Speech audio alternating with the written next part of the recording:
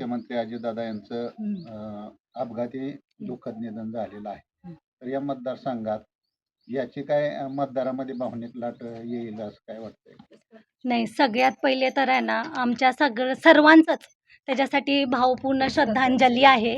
का तर ते आपल्या महाराष्ट्राचे नेते होते. त्याच्यासाठी आम्हालाही तळमळ आहे आणि भावनिक लाट जरी आली तर अजितदादा भाजपमध्येच होते.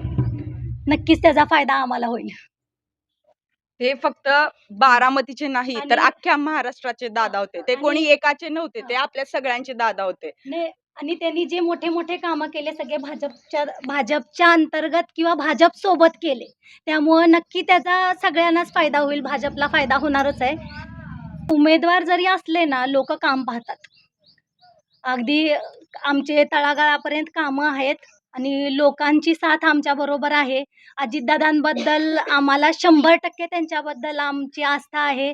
त्यांच्या कामाचं आम्ही पण अगदी मनापासून त्यांचा आदर करतो. त्याच्याबद्दल आम्ही काही बोलणार नाही. पण लोकं अजितदादांचंच ऐकतील आणि जे काम करतात त्याच्या मागे उभं राहतील.